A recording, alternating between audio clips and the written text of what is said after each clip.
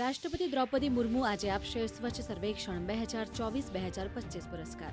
4 શ્રેણીમાં આપવામાં આવશે 78 પુરસ્કાર. મૂલ્યાંકનમાં 14 કરોડ લોકો થયા હતા સામેલ. સહકાર અને રોજગાર ઉત્સવના નામથી આજે જયપુરમાં યોજાશે સહકારિતા સંમેલન. કેન્દ્રીય મંત્રી અમિત શાહ કરશે ઉદ્ઘાટન. ગ્રામીણ અર્થવ્યવસ્થાને મજબૂત બનાવવા ઉપર આપવામાં આવશે ભાર. હવે બિહારમાં વીજળી મળશે મફત. દર મહિને 125 યુનિટ વીજળી મફત આપવાની બિહારના મુખ્યમંત્રી નીતિશ કુમારની જાહેરાત.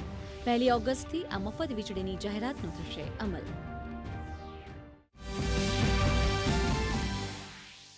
કેન્દ્રીય મંત્રી ડોક્ટર મનસુખ માંડવિયાના સફળ પ્રયાસોથી સૌરાષ્ટ્રવાસીઓને રેલવે મંત્રાલય દ્વારા મળી ભેટ. પશ્ચિમ રેલવેના ભાવનગર ડિવિઝનની સરાડિયા અને વાંસજાડિયા વચ્ચે સ્થાન સર્વેક્ષણની મળી મંજૂરી.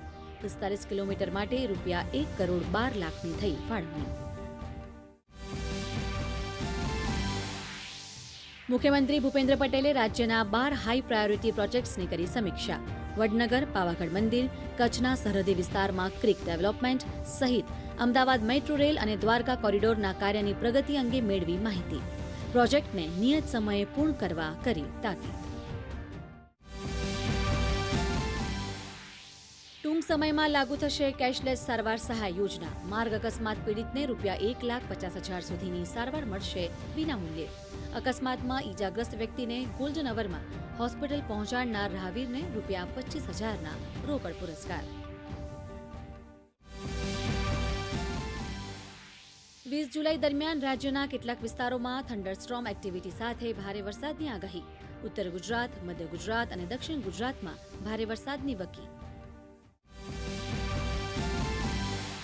ખરાબ હવામાનના કારણે બાલટાલ અને પહલગામ માર્ગ પર અમરનાથ યાત્રા સ્થગિત. યાત્રાને અનુકૂળ હવામાન ન થાય ત્યાં સુધી શ્રદ્ધાળુઓને શિબિરોમાં રહેવા કરાયા આદેશ.